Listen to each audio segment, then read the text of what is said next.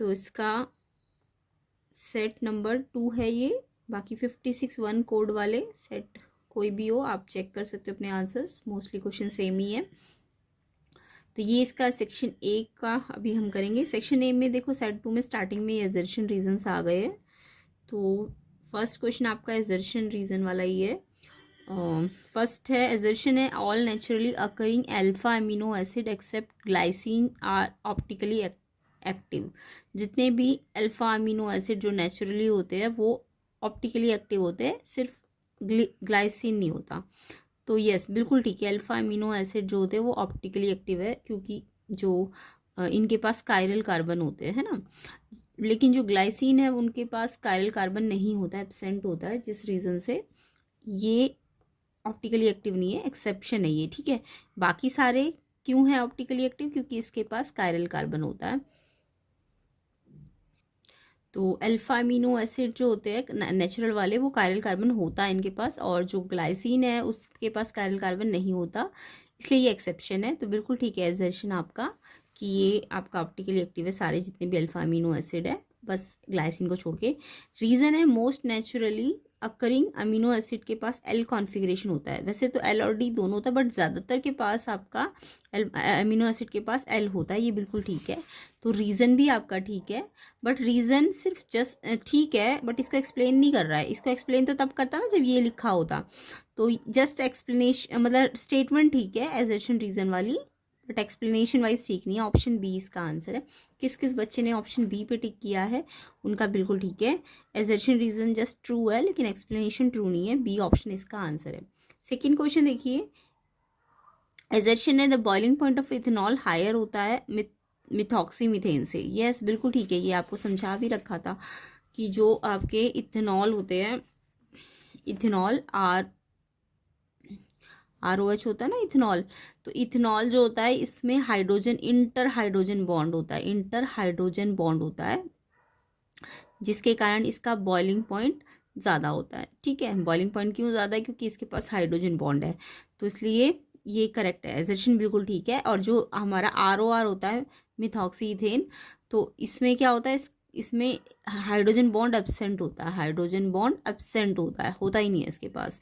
तो ये ROR जो मिथॉक्सी इथेन है, मिथॉक्सी मीथेन, इसके पास हाइड्रोजन बॉन्ड नहीं होता है, तो इसलिए ये क्या है, ये कम बॉइलिंग पॉइंट है, और इसके पास है हाइड्रोजन बॉन्ड इंटर वाला, इंटर हाइड्रोजन बॉन्ड, तो इसलिए ये बॉइलिंग पॉइंट ज़्यादा होगा। एजर्शन बिल्कुल ठीक है। रीज़न है there is intra molecular hydrogen bonding in ethanol. नहीं, इंट्रा थोड़ी ना होती है, इंटर होती है, इंट्रा नहीं लिखना, इंटर होती है, तो इंटर हाइड्रोजन बॉन्डिंग होती है, तो यानी कि रीज़न गलत है। तो सी ऑप्शन इसका आंसर है, एजर्शन सही रीज़न गलत। तो किस किस बच्चे ने ऑप्शन सी पे टिक किया उनका बिल्कुल ठीक है। ऑप्शन सी एजर्शन ट्रू है, रीज़न फॉल्स है सेकंड का। नेक्स्ट देखो, नेक्स्ट थर्ड क्वेश्चन, एजर्शन है बॉइलिंग पॉइंट एल्काइल हैलाइड का डिक्रीज होता है RI RBr RCl RF में सबसे कम हो जाता है। तो ये आपने ऑर्डर पढ़ा भी होगा, एल्काइल हैलाइड का बॉइलिंग पॉइंट का सबसे ज़्यादा RI में, क्योंकि इसका साइज सबसे ज़्यादा है, तो बॉइलिंग पॉइंट साइज पे डिपेंड करता है ना। तो जो बॉइलिंग पॉइंट होता है वो एटॉमिक मास पे डिपेंड करता है, एटॉमिक मास के डायरेक्टली प्रोपोर्शनेट है, ठीक है, बॉइलिंग पॉइंट। तो इसलिए जिसका ज़्यादा होगा यानी उसका बॉइलिंग पॉइंट ज़्यादा होगा। तो RI का सबसे ज़्यादा होता है और RF का सबसे कम होता है, बिल्कुल ठीक ऑर्डर है, एजर्शन ठीक है। The boiling point of alkyl chloride bromide iodide जो होते हैं कंसिडरेबली ज़्यादा होते हैं, किससे? जो भी उनके मॉलिक्यूलर कंपेरेबल मॉलिक्यूलर मास वाले हाइड्रोकार्बन होते हैं। यस, ये आपने पढ़ा भी होगा, इनकी property, physical property alkyl chloride की, कि इनके बॉइलिंग पॉइंट ज़्यादा होते हैं, किससे? कंपेरेबल जो हाइड्रोकार्बन होते हैं, बिल्कुल ठीक है। तो एजर्शन भी ठीक है, रीज़न भी ठीक है, लेकिन इस रीज़न का इससे कुछ मतलब नहीं है, क्योंकि रीज़न एक्सप्लेन तो तब होता ना जब ये लिखा होता कि एटॉमिक मास के या साइज के डायरेक्टली प्रोपोर्शनेट, है ना, तो तब तो ये रीज़न ठीक होता, बट अभी जस्ट स्टेटमेंट वाइज ठीक है। तो एजर्शन भी ठीक है, रीज़न भी ठीक है, स्टेटमेंट वाइज एक्सप्लेनेशन वाइज ठीक नहीं है, बी ऑप्शन इसका आंसर है। फोर्थ देखिए, फोर्थ है आपका एजर्शन रीज़न में ही जो ये कॉम्प्लेक्सेस दिए हुए आपको दोनों, तो आपको देखो इसमें क्या दिख रहा है, यहाँ सेंट्रल मेटल है क्रोमियम और लिगेंड क्या है? वाटर। एंड यहाँ पे सेंट्रल मेटल है आयरन और इसमें लिगेंड वाटर ही है, तो दोनों का चाहे भले ही सेंट्रल मेटल एटम डिफरेंट है बट लिगेंड तो सेम है ना, इसको हम होमोलैक्टिक कॉम्प्लेक्सेस कहते हैं। ये जब लिगेंड सेम होते हैं ना तो होमोलिप्टिक कॉम्प्लेक्सेस होते हैं। बिल्कुल ठीक है, एजर्शन आपका बिल्कुल ठीक है। रीज़न देखो, रीज़न भी ठीक ही है। इन्होंने रीज़न एक्चुअल में यही बोला जो मैंने अभी बताया कि लिगेंड्स जो होते हैं अगर लिगेंड्स सेम है तो ये कैसे होते हैं, होमोलेप्टिक होते हैं। तो all the ligand attach to the metal atom are the same. Yes, ligand हमें सेम ही तो दिख रहे हैं, तो यस लिगेंड सेम है, इसलिए ये रीज़न ठीक भी है और एक्सप्लेन भी कर रहा है कि क्यों ये होमोलेप्टिक है। तो रीज़न भी एक्सप्लेन भी कर रहा है और एजर्शन ठीक भी है दोनों, और एक्सप्लेनेशन भी ठीक है, इसलिए ए ऑप्शन इसका आंसर है। तो एजर्शन रीज़न में फर्स्ट का बी, सेकेंड का सी, थर्ड का बी एंड फोर्थ का ए। किस किस बच्चे ने ये आंसर लिखा है बिल्कुल ठीक है उनका कमेंट करना, एंड वीडियो को ज़्यादा से ज़्यादा शेयर करना। इसका नेक्स्ट पार्ट जो आएगा वीडियो का उसका भी लिंक आपको डिस्क्रिप्शन में मिलेगा, तो नेक्स्ट पार्ट के लिए आपको ज़्यादा से ज़्यादा लाइक करना है। नेक्स्ट क्वेश्चन देखिए, fifth, an unripe mango placed in a concentrated salt solution prepare pickles reverse because. जो अनराइप मैंगो होते हैं वो कंसनट्रेटेड सॉल्ट सोल्यूशन में डाले जाते हैं पिकल बनाने के लिए, क्यों?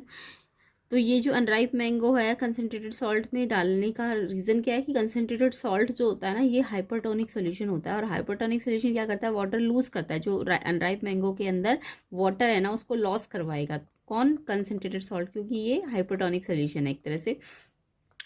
तो जिससे क्या होगा, इसका वाटर लॉस होगा। तो वाटर लॉस होगा ये तो ठीक है, बट किस कारण से वाटर लॉस होता है इसमें? ऑस्मोसिस के कारण। तो डी ऑप्शन इसका आंसर है, ठीक है। तो इसमें आपको रीज़न समझ आ गया ना, it loses water due to osmosis. क्यों? क्योंकि जो सॉल्ट है कंसनट्रेटेड सॉल्ट जो है वो आपका हाइपरटोनिक सोल्यूशन है। हाइपरटोनिक में क्या होता है, वाटर लूज होता है, तो वाटर लूज होगा किसके कारण? ऑस्मोसिस के कारण, ठीक है। नेक्स्ट देखो, नेक्स्ट है आपका, which of the following statement is not true about glucose. के बारे में क्या ट्रू नहीं है, ट्रू नॉट ट्रू वाला पूछा है। तो एल्डोहेक्सोल ये तो ट्रू है, हीटिंग करने से HI से ये एनहेक्सेन बनाता है, ये भी ठीक है। इट एग्जिस्ट इन फर्नोस फॉर्म, ये गलत है, तो इन्होंने नॉट ट्रू वाला ही पूछा है, तो सी ऑप्शन इसका आंसर है। इट एग्जिस्ट इन फर्नोस फॉर्म, नहीं मिलता ये, इन्होंने बोला मिलता है फर्नोस फॉर्म में, तो ये गलत है। सी ऑप्शन इसका करेक्ट आंसर है, क्योंकि नॉट ट्रू वाला पूछा है, सी ऑप्शन। नेक्स्ट देखो, the best reagent for converting propanamide for propanamine. तो जब भी अमाइड को अमाइन में बदलना होता है तो रिडक्शन करना है ना, रिड्यूसिंग एजेंट चाहिए होगा। तो अमाइड को अमाइन में बदलने के लिए रिड्यूसिंग एजेंट कौन सा है? लिथियम, LiAlH4 ईथर में, ये वाला बेस्ट रिड्यूसिंग एजेंट है, तो इसलिए ये यूज़ किया जाएगा। तो सेवन्थ का आंसर डी ये हो जाएगा, क्योंकि ये एक अच्छा रिड्यूसिंग एजेंट होता है। नेक्स्ट देखिए, eighth question, the acid form when propyl magnesium bromide treat करते हैं CO2 के साथ बाय एसिड हाइड्रोलिसिस, तो क्या बनता है? तो इसमें आपका ये वाला एसिड बनता है C3H7COOH। ए ऑप्शन इसका करेक्ट है। किस किस बच्चे ने ऑप्शन ए पे टिक किया एट्थ क्वेश्चन का, बिल्कुल ठीक है, कमेंट करना। वीडियो को ज़्यादा से ज़्यादा शेयर करना, लाइक करना, 1000 लाइक जल्दी से जल्दी कर दो इसके नेक्स्ट पार्ट के लिए। एंड अदर कोड्स के सोल्यूशन भी आपको मिल जाएंगे, प्लेलिस्ट में चेक कर लेना। नाइन्थ क्वेश्चन देखो, which is the correct order of acid strength from the following. Acid strength का करेक्ट ऑर्डर लगाना था, तो ये तो सबको आता होगा कि अगर मैं वाटर और इथेनॉल की बात करूं, अगर वाटर और अल्कोहल या इथेनॉल की बात करें तो वाटर ज़्यादा एसिडिक है, अल्कोहल कम एसिडिक होता है। और अगर फिनॉल और अल्कोहल की बात करें तो फिनॉल ज़्यादा एसिडिक है, फिनॉक्साइड आयन बनता है ना इससे। तो ये ऑर्डर ये है, फिनॉल फिर वाटर फिर अल्कोहल। सबसे ज़्यादा एसिडिक फिनॉल होता है, फिर वाटर होता है और लास्ट में अल्कोहल होता है। ये आपका ऑप्शन ए में है, ये फिनॉल है, ये वाटर है एंड ये अल्कोहल देखो सबसे कम होना चाहिए। तो ये आपका ए ऑर्डर सही है इसका, एसिडिक ऑर्डर। नेक्स्ट देखो,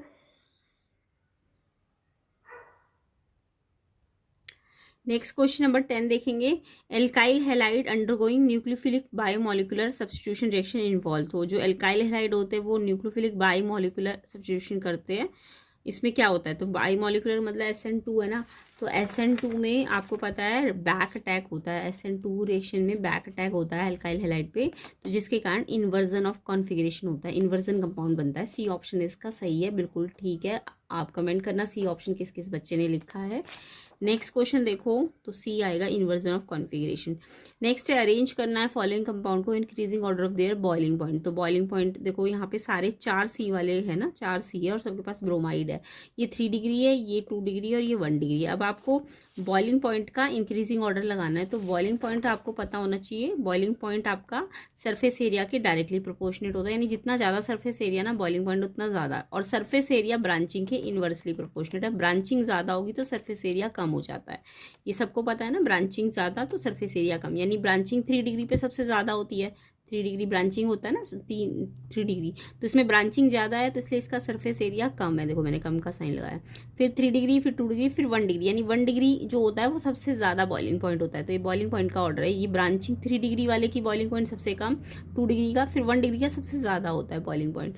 तो इसमें अगर मैं देखूँ तो ये 3 डिग्री वाला तो ये है ना, तो पहले तो ये आएगा, इसमें सबसे कम बॉइलिंग पॉइंट है, पहले ये आएगा, फिर ये 2 डिग्री वाला आएगा, फिर 1 डिग्री, यानी 3 2 1, सॉरी 3 1 2, 3 1 2, यानी इसका सबसे ज़्यादा है तो 3 1 2, ये वाला ज़्यादा है ना सबसे ज़्यादा। सी ऑप्शन इसका आंसर है। तो ऑप्शन सी इसका करेक्ट आंसर है 11th का, ऑप्शन सी। किस किस बच्चे ने इस पे टिक किया है उनका बिल्कुल ठीक है, ये समझ भी आ गया होगा। ठीक है, नेक्स्ट देखो 12th question, IUPAC name of, इस कॉम्प्लेक्स के लिए आईयूपीएसी नेम देना है। तो देखो यहाँ पे ओवरऑल चार्ज 2+ का है, तो 2+ का है तो पहले तो प्लैटिनम, ये सेंट्रल मेटल प्लैटिनम है, प्लैटिनम प्लैटिनम प्लैटिनम प्लैटिनेट। प्लैटिनेट नहीं हो सकता क्योंकि नेगेटिव नहीं है यहाँ पे, है ना, नेगेटिव होता तो हो सकता था प्लैटिनेट, तो ये तो हट गया। इन तीनों में से ढूंढो अब, तो ऑक्सीडेशन स्टेट मालूम करो तभी आपको ये करेक्ट सही मिलेगा। तो प्लैटिनम की ऑक्सीडेशन स्टेट मालूम करनी है अगर, तो देखो प्लैटिनम का एक्स मान लो, इसका कितना होता है ऑक्सीडेशन 0, और ये 2 है ना, 2 है तो 2 × 0, फिर ये 2 है और इसका कितना होता है -1, एंड ओवरऑल चार्ज कितना है 2+, तो इक्वल्स टू 2। अगर यहाँ कोई चार्ज नहीं होता तो 0 रखते, बट यहाँ 2+ है तो इक्वल टू 2 रखना पड़ेगा। अब एक्स निकालना है तो ये तो 0 बन गया, ये -2 इधर जाके प्लस, तो एक्स की 4, यानी कि 4 वाला ठीक है, डाई अमीन डाइक्लोराइडो प्लैटिनम 4। तो बी ऑप्शन इसका करेक्ट आंसर है। ये बी ऑप्शन में 4 लिखा है ना, 4 इसमें भी है बट ये प्लैटिनेट है, ये तो गलत हो गया क्योंकि यहाँ माइनस नहीं है, तो ये नहीं होगा, ये होगा 4 वाला। बी ऑप्शन आपका करेक्ट है। आई होप सबका आंसर यही होगा। तो बी ऑप्शन इसका आंसर है। नेक्स्ट देखो एसिडिफाइड KMnO4 ऑक्सीडाइज सल्फाइड 2, जो KMnO4 एसिडिफाइड होता है वो सल्फाइड को किस में बदलता है, SO4 में, सल्फेट में। डी ऑप्शन इसका करेक्ट है। तो ऑप्शन डी किस किस बच्चे ने टिक किया है उनका बिल्कुल ठीक है, 13 का। नेक्स्ट क्वेश्चन देखिए,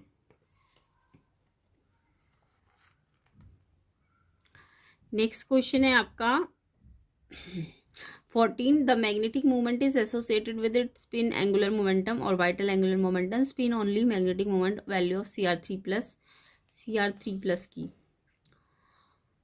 हाँ तो 3+ है ना, CR आपको 24 दिया हुआ है, तो CR3+ का मतलब 24 में से 3 हटा दो, 21 बनना चाहिए, है ना। तो 21 के लिए 18 और ये D 3 बचेंगे,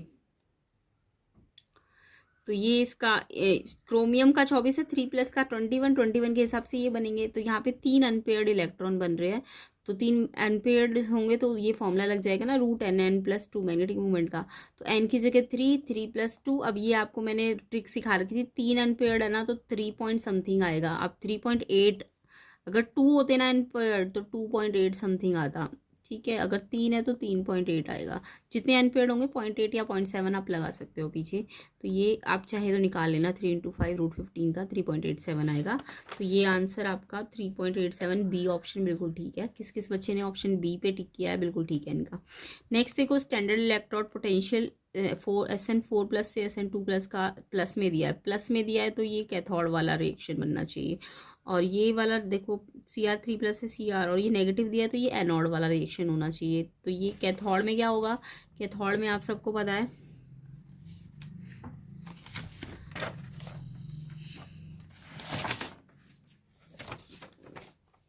आपको पता है ना कैथोड में क्या होता है, कैथोड में इलेक्ट्रॉन गेन होता है। तो 4+ से 2+ गेन का मतलब हाँ इलेक्ट्रॉन गेन होगा ना, हाँ। तो कैथोड में इलेक्ट्रॉन गेन होता है, तो 2 इलेक्ट्रॉन SN4 गेन करके 2+ में आएगा। इलेक्ट्रॉन गेन में चार्ज कम हो जाता है, ये तो पता है ना सबको। कैथोड में इलेक्ट्रॉन गेन होता है, ये तो आपको पता ही होगा, इलेक्ट्रॉन गेन। अच्छा कैथोड में क्यों हो रहा है ये रिएक्शन, क्योंकि पॉजिटिव आया है इसका, इन्होंने पॉजिटिव दिया है ना ये तो ये कैथोड रिएक्शन है, तो कैथोड में इलेक्ट्रॉन गेन होगा, इलेक्ट्रॉन गेन का मतलब चार्ज का लॉस होगा, है ना, चार्ज लॉस होता है। तो 4 से 2 पे पहुंचेगा गेन करके 2 इलेक्ट्रॉन का। और एनोड क्योंकि वो नेगेटिव दिया हुआ ये वाला, तो ये एनोड रिएक्शन है। तो एनोड में क्या होता है, एनोड में इलेक्ट्रॉन लॉस होता है। इलेक्ट्रॉन लॉस का मतलब चार्ज बढ़ जाता है ना, चार्ज बढ़ जाता है, ये तो सबको पता होगा। तो एनोड रिएक्शन आपका क्रोमियम में Cr3+ चार्ज बढ़ गया ना, और इलेक्ट्रॉन लॉस हुआ 3 इलेक्ट्रॉन का। तो ये एनोड रिएक्शन है। अब आपको ई नॉट सेल पता है कि ई कैथोड में से ई एनोड को हटाना है। तो कैथोड वाला तो ये था ना, तो इसका कितना दिया होता, 0.15 एंड माइनस, एंड एनोड वाला आपका ये था, माइनस में था। तो ये माइनस माइनस क्या हो जाएगा, प्लस। तो ये प्लस करोगे तो 0.89 वोल्ट इसका आंसर हो जाएगा। तो ये आंसर किस किस का आया है, 0.89 वोल्ट, उनका बिल्कुल ठीक है, ऑप्शन बी। 15 का आंसर ऑप्शन बी है, जिन जिन बच्चे का आया है बिल्कुल ठीक है। नेक्स्ट देखो 16, in case of association abnormal molar mass of solute. तो जब एसोसिएशन होता है तो एबनॉर्मल मोलर मास का क्या होता है, सोल्यूट का। तो देखो एसोसिएशन का मतलब, मान लो कोई 2 थे, यानी डाइमर था, मतलब 2 अलग अलग थे, अब वो डाइमर बन गया, है ना, डाइमर बन गया, यानी एक ही बन गया। तो 2 से 1 बन गया, तो ये एबनॉर्मल मोलर मास जो होता है ना, इंक्रीज हो जाता है। ए ऑप्शन इसका सही है, 16 का ए ऑप्शन इंक्रीज हो जाएगा एसोसिएशन में। ठीक है, तो इस तरीके से हमारा सेक्शन ए कंप्लीट होता है। 16 जो सेक्शन ए है उनमें से कितने सही है, सारे बच्चे कमेंट करके बताएंगे कितने आपके सही बन रहे हैं। नेक्स्ट पार्ट में हम इसका सेक्शन बी कवर करेंगे एंड सी, जिसके लिए आपको वीडियो को ज़्यादा से ज़्यादा शेयर करना है, लाइक करना है, एंड चैनल में नए हो तो सब्सक्राइब भी कर लेना। एंड अदर कोड्स वाले बच्चे प्लेलिस्ट को चेक कर लेना, लिंक डिस्क्रिप्शन में है, तो आपके कोड का सोल्यूशन भी मिल जाएगा। तो ये आपका पूरा पेपर है, सेक्शन डी नेक्स्ट ईयर वालों के लिए हेल्पफुल है, तो आपको इस अच्छी तरह से करना है इसको। एंड अदर कोड्स वाले भी देख सकते हैं, सेक्शन ई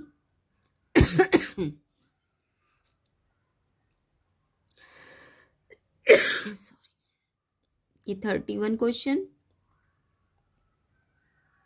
सिंपल सा क्वेश्चन था, इनके कॉम्प्लेक्स के ये सारी चीज़ें पूछी गई थी आपसे।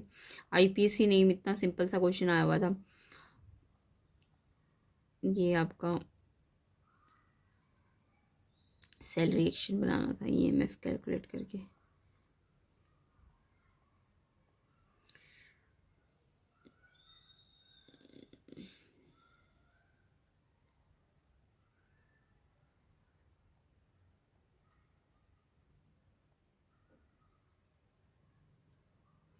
तो चैनल को सब्सक्राइब ज़रूर करना, वीडियो को शेयर करना ज़्यादा से ज़्यादा। इसका नेक्स्ट पार्ट आपको मिल जाएगा, लिंक डिस्क्रिप्शन में होगा, चेक कर लेना।